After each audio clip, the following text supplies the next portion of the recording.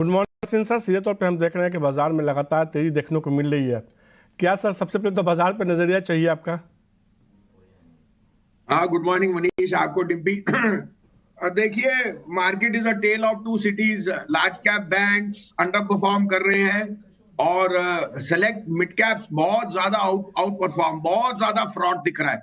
मैं ये नहीं कह रहा कि यहाँ टॉप बन जाएगा, बट यहाँ आपको कॉशन रखना है।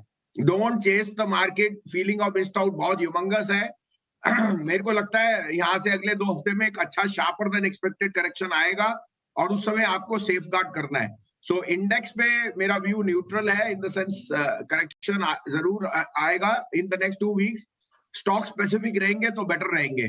Take some money off the table. PSUs में ऐसी चेस करेंगे भेड़ चाड़ में तो सब बुलिश है, लेकिन मल्टी ईयर हाईएस्ट पे थोड़ा सा रिस्क रिवॉर्ड आपके फेवर में नहीं है।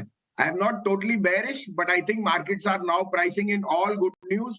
थोड़ा सा पैसा आप अपने घर ले जाइए, wait for the market to stabilise, consolidation होए, कनेक्शन आए तो आपको एक मौका मिलेगा वापस री एंट्री का वसूली करने के लिए। संजीव जी, आपके स्टॉक्स लेने से पहले एक आपने स्टॉक कॉल दिया था इंडिगो पे नतीजों से पहले, और आपने कहा था कि दम लगा के खरीदो, यहाँ से अच्छे मजबूत नतीजे आएंगे और तेजी देखने को मिलेगी। क्या रहा है इंडिगो पे और आपके 2 पिक्स? और हाँ, good Manish ji, thank you for remembering. बहुत बढ़िया आपने कहा। देखो 2780 2800 पे कहे थे रिजल्ट बहुत बढ़िया आएंगे, और देखिए अभी भी रिजल्ट। मनीष जी, कोई दो राय नहीं, IndiGo is proxy to India's emerging, जो मिडिल क्लास राइजिंग है। डिमांड जो एक लग्जरी थी वो नेसेसिटी बन गई है, और IndiGo is the best proxy to that. उसके साथ जीएमआर एयरपोर्ट, उसके साथ अशोक लीलैंड, उसके साथ जो भी एंसिलरी प्ले है, तो IndiGo is seeing scales which are no bound. Yields have gone to the best, और अगर एविएशन फ्यूल प्राइस यही रहे तो I think they will be continue to laugh their way to the bank. अब ये कहना कि 3200-3150 पे आप लीजिए, प्रॉफिट बुकिंग आ सकती है। Good news is priced in the result, तो स्टेटस को, बट जहां भी डिक्लाइन मिले इनको जरूर लीजिए।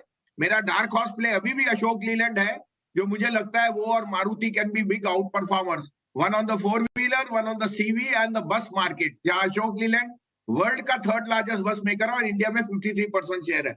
मैं आपको और भी बता दूं, आपको मैंने ग्रेसिम और जेएसडब्ल्यू भी कहे थे। जेएसडब्ल्यू भी अपने टारगेट के पास है और जिंदल स्टील भी, ये दोनों भी आपको थर्सडे फ्राइडे को आउट परफॉर्मर्स थे। अब आपके लिए 2 पिक्स है, आप कहे तो मैं शुरू करूं। बिल्कुल सर। सर, तो पहला पिक मैं अभी भी कहूंगा रेलिगेयर है।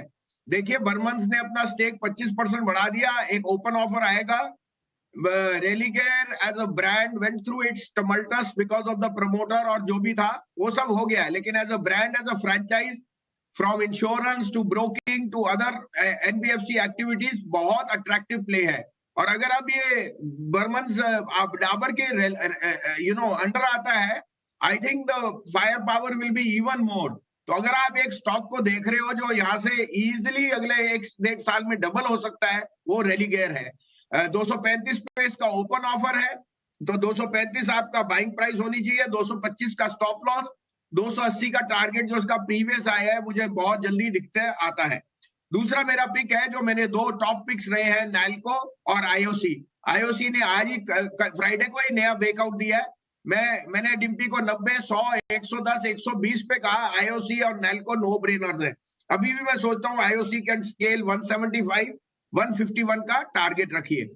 तीसरा ये जरूर कहूंगा मनीष जी, अगर आप हेज करना जानते हैं तो ऑप्शन स्ट्रेटेजी में एक आध पुट जरूर लीजिए, आउट ऑफ मनी लीजिए, एट द मनी लीजिए, लेकिन थोड़ा सा सेफ गार्ड कीजिए। अगले 2 हफ्ते मार्केट के लिए थोड़े ट्रेचरस हो सकते हैं। ठीक है, डन। मतलब भसीन साहब अगर बोल रहे हैं मार्केट के लिए थोड़ा वीकनेस आ सकती है, 2 हफ्ते कमज़ोर हैं, तो फिर बड़ी बात है ये, क्योंकि अमूमन आपने देखा होगा भसीन साहब, अमूमन हर गिरावट पे तेज़ी या फिर तेज़ी के पक्ष में रहते हैं, लेकिन ये बात आपको टाइम टू टाइम नोटिस भी करवा रहे हैं। बिकवाली भी करना आना चाहिए मार्केट के अंदर, नहीं तो फिर दिक्कत हो जाएगी। भसीन साहब एक छोटा सा मेरे को एक सवाल आपसे पता करना है, पेटीएम पे आप क्या सोचते हैं सर, जो मामला अभी चल रहा है, इस पे रुकना चाहिए अभी थोड़ी और क्लैरिटी के लिए, या फिर ये अपॉर्चुनिटी दे रहा है, या फिर बिल्कुल दूर रहे, पता लगे कंपनी का लाइसेंस ही खत्म हो गया, कंपनी खत्म हो गई? हाँ डिम्पी जी, आपने दुख तीरथ पे हाथ रख लिया। खैर कोई नहीं, शेयर बाजार में दुख और सुख तो साथ चलते हैं। मेरे पे पेटीएम, जोमेटो और पीबी फिनटेक तीनों उतनी क्वांटिटी में है। और पेटीएम पे हमें भी काफी आश्चर्य है कि इतनी बड़ी मूव आरबीआई ने की। अब क्वेश्चन नहीं कर सकते। देखिए ये तो एक जो चीज अनफोल्ड होगी वो टाइम से होगी। मैनेजमेंट ने ऑलरेडी डिनाई कर दिया है कि कोई भी सीईओ या कोई भी कंपनी पे कोई ऐसा, ना कोई ईडी या कोई ऐसा कोई है। बट ये अभी अभी देखिए, जब एक शेयर 35-36% घटता है, उसमें फियर तो जरूर है, प्लस इकोसिस्टम को चैलेंज करना बड़ा मुश्किल है। तो देखिए क्या इनका ऊपर से निकलता है। We will have to wait for few days. Stock as a long term play बहुत अट्रैक्टिव है, लेकिन मैं यहाँ बाइंग की एडवाइस नहीं दूंगा। हम भी इसमें वेट एंड वॉच है। एंड वी विल जैसे जैसे रंग बदलेगा, हमें और क्लैरिटी मिलेगी मैनेजमेंट से, तब टिप्पणी करेंगे। अभी एक टिप्पणी करना when the largest bank in the country is giving some strictures is very very out of place। तो हम वेट करेंगे डिम्पी जी, और थोड़ा सा दर्द है, लेकिन दर्द को बर्दाश्त करना पड़ेगा। ठीक है भसीन साहब, बहुत बहुत शुक्रिया, थैंक यू वेरी मच। अच्छे से आपने गाइड भी कर दिया, पेटीएम पे भी गाइड कर दिया कि अभी कुछ तो नहीं करेंगे, एक बार देख लेते हैं और क्या होता है रेगुलेशंस में और क्या क्या निकल के आता है। Sir thank you very much.